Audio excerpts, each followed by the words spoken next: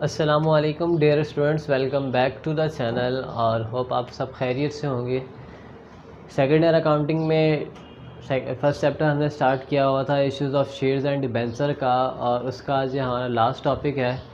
इससे जो previous topic थे उन तमाम की लिंक जो है मैं डिस्क्रिप्शन में दे दूँगा। अगर डिस्क्रिप्शन में ना दे पाया तो आप जाकर एक बार सेकेंड ईयर अकाउंटिंग की प्लेलिस्ट चेक कर लिया करो। जो भी आपका चैप्टर होगा उससे रिलेटेड आपको वीडियोस मिल जाएंगी। उसके अंदर मुश्किल हो जाता है बाज़ दफ़ा जो है लिंक को जो है वो कॉपी कर और पेस्ट करना हुआ डिस्क्रिप्शन में। खैर, हमारा जो लास्ट जो है वो टॉपिक है इस चैप्टर में वो ये कि purchase of asset bye issuing of shares, यानी कि परचेज़ आप करोगे एसेट शेयर्स की मदद से। आप किसी से एसेट ख़रीदते हो तो क्या कर सकते हो भाई, उसके बदले में आप अपनी कंपनी के शेयर्स दे सकते हो।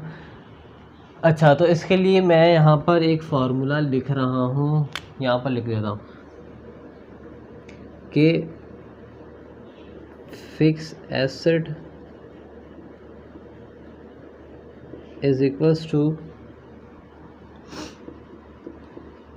Number of shares multiply by market value.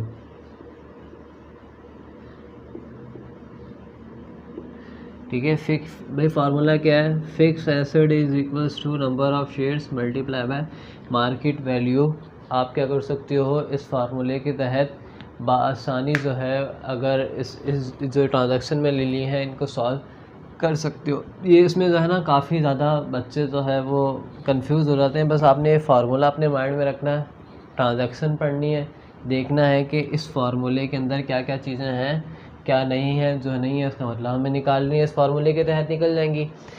First transaction मैं रीड कर रहा हूँ, कह रहे हैं कि purchase office equipment costing ₹2,60,000 by issuing 20,000 of shares of ₹10 each. क्या कर रहे हैं भाई, एक इक्विपमेंट ख़रीद रहे हैं 2,60,000 जिसकी कीमत है, जिसके बदले में 20,000 शेयर क्या कर रहे हैं, इशू कर रहे हैं ऑफ ₹10 ईच। 10 रुपये वाले शेयर इशू कर रहे हैं। लेकिन इसके अंदर हमें ये बात नहीं बताई कि कितने आज उस शेयर की क्या कीमत है, मार्केट वैल्यू क्या है, वो शेयर हमारी कंपनी का कितने का है आज के दिन, यानी कि जब हम क्या करने जा रहे हैं, जो ऑफिस इक्विपमेंट है वो परचेज़ करने जा रहे हैं, उस दिन उस शेयर की कीमत हमें नहीं पता, यानी कि मार्केट वैल्यू नहीं पता। तो बआसानी निकल जाएगी। किस तरह से निकलेगी भाई, या तो आप फार्मूले को ड्राइव कर लें या इस तरह से कर लें कि ऑफिस इक्विपमेंट जो कि एक फिक्स एसेट है उसकी कीमत मुझे पता है कितनी है, 2,60,000 है। ठीक है, और नंबर ऑफ़ शेयर्स के बदले में मैंने दिए हैं कितने, 20,000 रुपये, और मार्केट वैल्यू मुझे निकालनी है। ठीक है, ये यहाँ मल्टीप्लाई हो रहा है। सिंपली नेक्स्ट स्टेप में आप क्या कर दो, 2,60,000 को डिवाइड करवा दो 20,000 से, तो मार्केट वैल्यू आ जाएगी तब। और इसको जब आप डिवाइड करवाओगे तो 2,60,000 को 20 से डिवाइड करवाओगे तो आपके पास आ जाएंगे 13, यानी कि 10 वाला शेयर आप क्या कर रहे हो, 13 में दे रहे हो। किसके बदले में, जब आप ऑफिस इक्विपमेंट ख़रीद रहे हो। तो अब इसकी जनरल किस तरह से बनेगी भाई, नंबर 1 जनरल इसकी ड्रॉ होगी कि आपने ऑफिस इक्विपमेंट ख़रीदा, ऑफिस इक्विपमेंट आपके पास क्या आ गया ऑफिस इक्विपमेंट डेबिट, और शेयर कैपिटल आपको पता है कि हमेशा पार वैल्यू से मल्टीप्लाई होता है, और पार वैल्यू इस बार हमें बता दी कितनी है। अच्छा, ये कितने से डेबिट हुआ, 2,60,000 से। हमने नंबर ऑफ़ शेयर्स इशू किए थे 20,000, इसको पार वैल्यू हमारी 10 थी, तो शेयर कैपिटल हमेशा पार वैल्यू से मल्टीप्लाई होता है। तो ये आ गए हमारे पास 2,00,000 रुपये, और हमने अपना 10 वाला शेयर 13 में दिया, तो वो प्रीमियम कहलाएगा हमारा 3 रुपये। 20,000 को मल्टीप्लाई करवा दोगे आप सिर्फ 3 से, कि 3 रुपये हम क्या कर रहे हैं, इजाफी ले रहे हैं, हमें प्रॉफिट हो रहा है। तब 20,000 को 3 से मल्टीप्लाई करवाओगे तो 60 आ जाएगा आपके पास। ठीक है, ये हो गई फर्स्ट ट्रांजैक्शन। सेकंड में रीड कर रहा हूँ, कह रहे हैं कि issues of 25,000 shares of at ₹15 each for the purchase of machine. कि आप अब क्या कर रहे हैं, फिक्स एसेट को ही ख़रीद रहे हैं। क्या ख़रीद रहे हैं भाई? मशीन ख़रीद रहे हैं, और उसके बदले में आप क्या कर रहे हैं, तो कितने नंबर ऑफ़ शेयर्स इशू कर रहे हैं? कितने नंबर ऑफ़ शेयर्स इशू कर रहे हैं? 25,000। फिक्स एसेट ख़रीद रहे हैं, उसकी कीमत हमें नहीं पता, नंबर ऑफ़ शेयर्स पता है कितने हैं भाई? 25,000 हमने शेयर्स इशू कर रहे हैं। एट रुपीज़ बताया हमें, यानी कि मार्केट वैल्यू हमें इस बार बताई हुई है, और मार्केट वैल्यू है 15। जब हम अब क्या करेंगे, 25,000 को 15 से मल्टीप्लाई करवाएंगे तो फिक्स एसेट की हमारे पास क्या आ जाएगी, अमाउंट आ जाएगी। फिक्स एसेट की हमारे पास अमाउंट आ जाएगी 3,75,000। ठीक है, यानी कि जो हमने फ़िक्स एसेट जब मशीनरी ख़रीद रही है उसकी कीमत कितनी थी भाई? 3,75,000 रुपये। उसको रिकॉर्ड किस तरह से करेंगे कि आपने मशीनरी ख़रीद ली, तो मशीनरी आपका एसेट है, मशीनरी डेबिट। कितने से डेबिट भाई? 3,75,000। हमने उसकी अमाउंट कहाँ से ली? कैलकुलेट की। उसके बाद शेयर कैपिटल हमेशा इशू कर रहे हो तो आप जिसको दे रहे हो उसका कंपनी का हिस्सा बनाना है अपने में, तो शेयर कैपिटल को आप क्या करोगे? क्रेडिट करोगे। शेयर कैपिटल कितने इशू किए? 25,000 शेयर इशू किए, 15 रुपये वाले, सॉरी मार्केट वैल्यू दी हुई थी इसकी 15, लेकिन वो शेयर होगा ऑफ रुपीज़, उसकी होगी 10।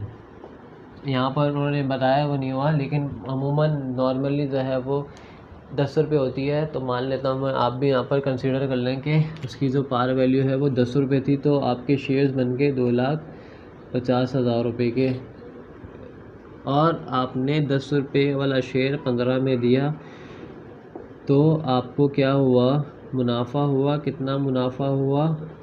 25,000 मल्टीप्लाई बाय 5, तो ये आपके पास 1,25,000 रुपये आ जाएंगे। ठीक है, नेक्स्ट उसके अंदर क्या कह रहा है कि ट्रांजैक्शन के अंदर हम क्या कर रहे हैं, हम कर रहे हैं परचेज फर्नीचर कर रहे हैं, costing ₹90,000 bye issuing 10,000 shares of ₹10 each.